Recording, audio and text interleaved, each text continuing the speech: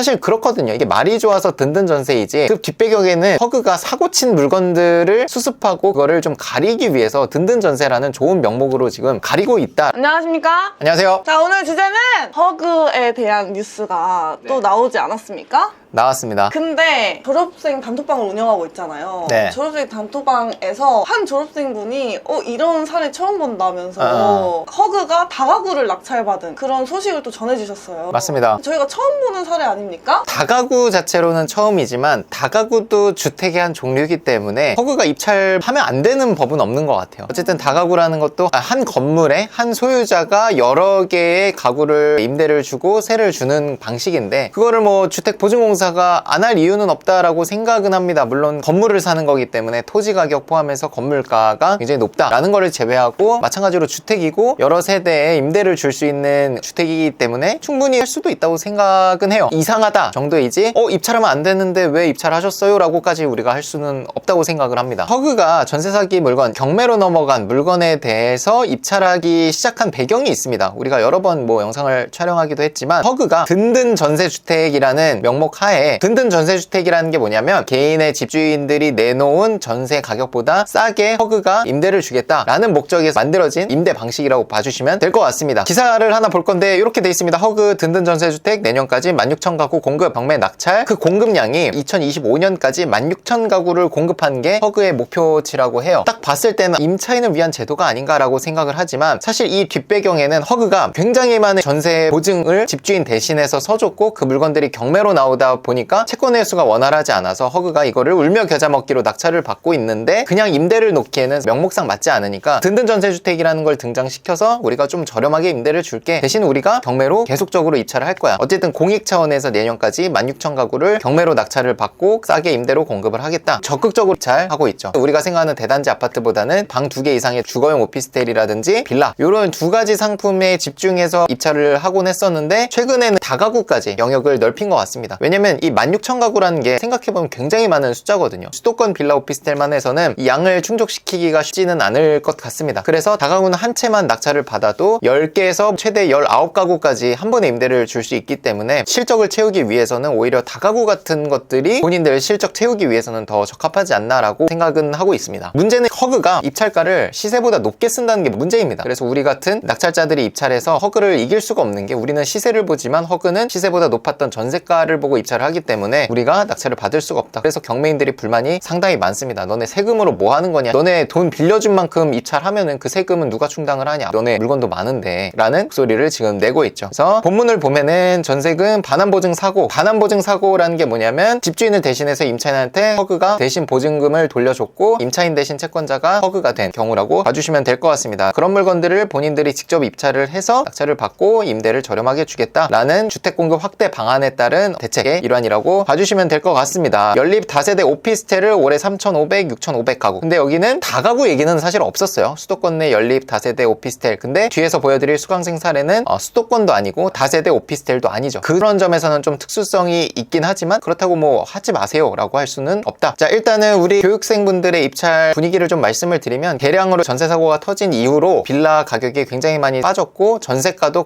반강제적으로 공시가격의 126%로 낮아지게 됐죠. 매매가도 떨어졌고요. 근데 이제 최근에 바뀐 분위기를 설명을 드리면 인천시 미추홀구 하면 전세사고가 가장 대량으로 터진 지역 2개 중에 하나입니다. 하나는 서울 화곡동이고 하나는 미추홀구입니다. 저희 교육생들이 최근에 대표적으로 서구 그리고 미추홀구에서 좀 사례를 만들고 있는 것 같습니다. 자, 미추홀구 다세대 빌라를 낙찰받고 세를 내놓은 게 아니라 매매까지 하셨어요. 그것도 초단기간에 낙찰을 1월 17일 날 받아서 잔금 납부를 2월 말에 했는데 잔금을 3월 14일 날 받았습니다. 2주 만에 잔금을 쳤어요. 그게 가능했던 게 우리 교육생이 이제 1억 8천까지 매도를 할 수 있었는데 1억 7천에 팔았어요. 그 조건은 현금이었습니다. 1억 7천에 집을 산 사람은 현금을 들고 와서 매수를 했어요. 이거는 뭐 특이 케이스긴 하지만 지금 현금을 들고 와서 매수를 할 만큼 미추홀구가 매매는 조금씩 살아나고 있는 분위기입니다. 예전에 전세 사고가 터졌을 때는 아무도 집을 보지 않았거든요. 최근에는 인식이 전세만 문제였구나. 매매로 하면은 내가 권리 분석을 하고 쫓겨나고 이러지 않아도 되는구나. 더더욱이 전세가랑 매매가랑 가격 차이가 크지 않으니까 전세 들어갈 바에 집을 그냥 사서 5년, 10년 이상 거주할 생각으로 한번 입주를 해봐야겠다 라는 엄청난 수요들이 생기기 시작했습니다. 그래서 우리 교육생분이 조사할 때도 이 정도면은 2달 안에도 잘하면 팔 수 있겠는데 라는 판단을 하고 확신을 갖고 입찰을 하셨다고 해요. 거의 한 달도 안 돼서 지금 잔금 1억 7천을 다 받으셨습니다. 요것 또한 대학력 포기 물건. 대학력 포기 물건이 뭐냐? 허그가 이제 채권자이고 임차인한테 돈을 돌려주고 임차인 내보내고 공실인 상태인 물건이고, 대학력은 허그가 대신 포기해준 물건. 허그 대학력 포기 물건이라고 지칭을 합니다. 그래서 요것 또한 허그에서 갖고 있던 물건이 경매로 나온 거고, 어쨌든 이렇게 전세 사고가 터진 지역도 매매 거래가 조금씩 살아나고 있으니까 화곡동, 미추홀구 이런 데 전세 사고 터졌으니 매매가 안 될 거다 이런 선입견 가지지 마시고, 가격이 괜찮고 물건이 괜찮으면 거래가 되니까 여러분들도 한번 단기 매도 노리시는 분들은 조사를 한번 해보시면 좋을 것 같습니다. 저희 졸업생분이 얘기하셨던 다가구 물건이 어떤 거였냐? 대전광역시에 있는 다가구 물건입니다. 그래서 여기 정보가 가려져 있는데, 이렇게 가려져 있는 걸 확인할 때는 등기부등본을 한번 열어보시면 돼요. 일단 낙찰된 가격은 11억 2,850만 원으로 허그가 낙찰을 받았고요. 2등은 11억 2,600만 원에 개인이 입찰을 하셨었습니다. 이분도 굉장히 당황을 하셨을 것 같아요. 10억이 넘는 물건에 200만 원 차이면 굉장히 근소한 차이인데 허그한테 뺏길 거라고는 아마 생각을 못 하셨을 것 같은데, 이게 이제 거의 첫 번째 사례예요. 제가 3개월치에 다가구 낙찰 사례를 봤는데 허그 보증공사에서 입찰한 사례는 하나도 없었습니다. 이 물건을 제외하고요. 근데 중요한 메시지는 뭐냐? 지금부터 시작이라는 거죠. 허그가 한번 이 스타트를 끊으면 계속적으로 이제 입찰을 할 수도 있다라는 신호탄이거든요. 최초에 허그가 경매로 입찰하는 시점에도 이제부터 입찰할게요 라고 기사를 내거나 공표를 해서 입찰하진 않았습니다. 다세대 오피스텔도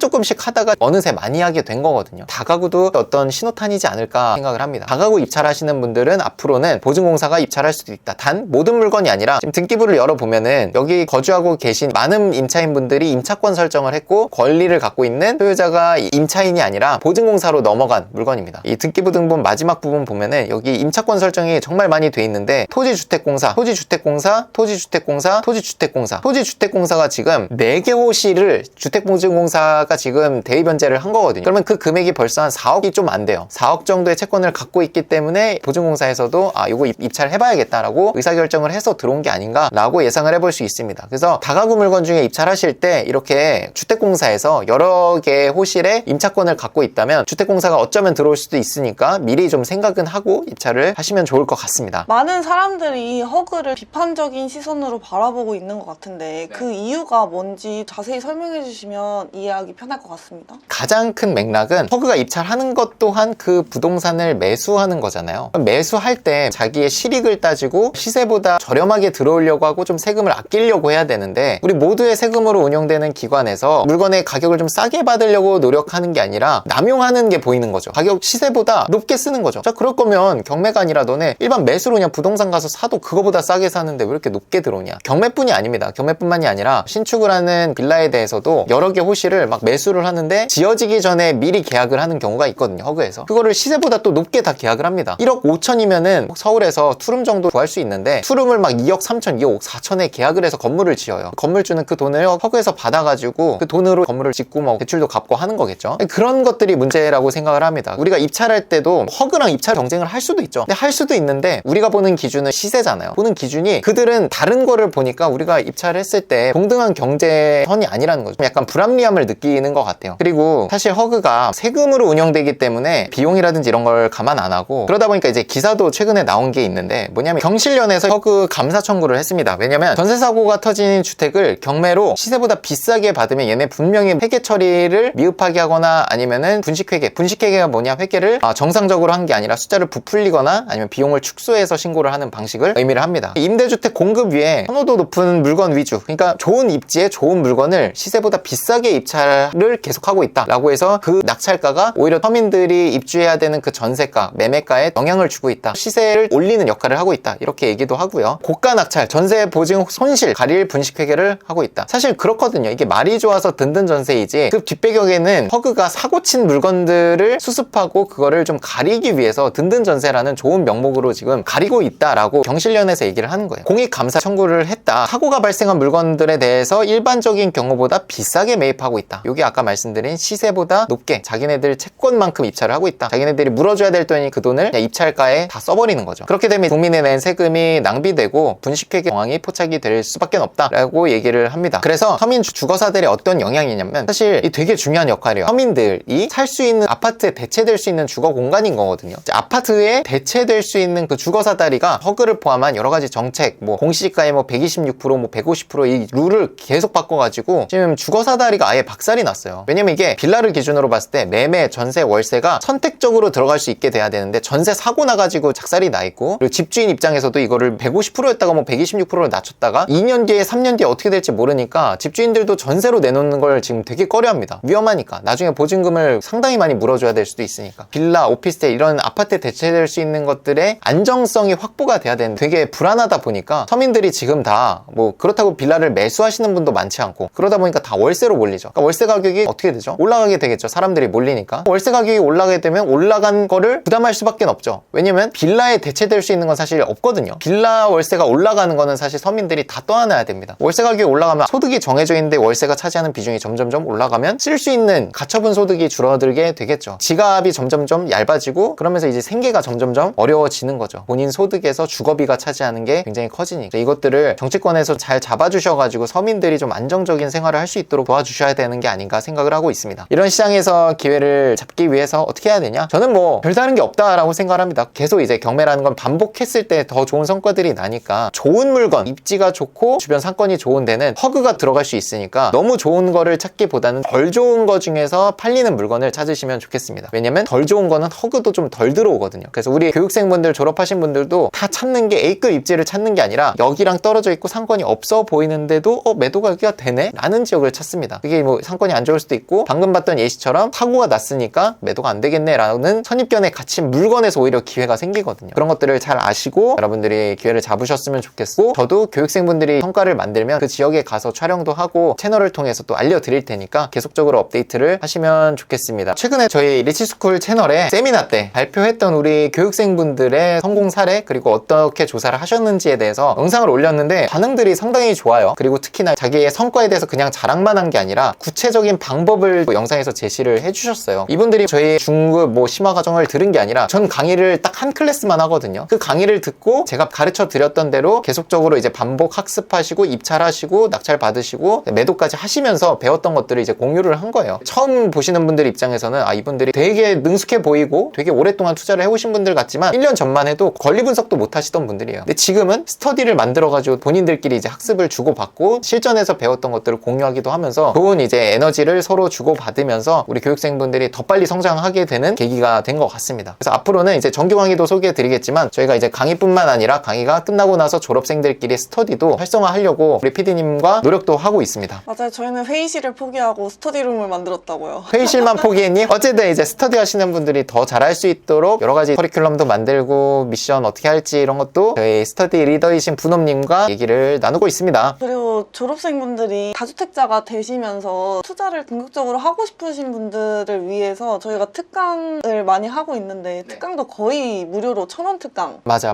외부에는 정가에 파는 거를 저희 수강생들은 10%도 안 되는 비용으로 특강을 또 해드리고 있기 때문에 수강생분들의 그 반응이 되게 좋더라고요. 알아주시는 것 같아요. 네, 알아주시죠. 근데 나한테는 얘기 안 하고 보통 이제 실장님이나 PD님한테. 왜냐면 경장이는 퇴근하거든. 내가 퇴근한다고 알지, 뭐 노는 알지. 건 아닌데 이 장소를. 야, 내 말도 들어 임마!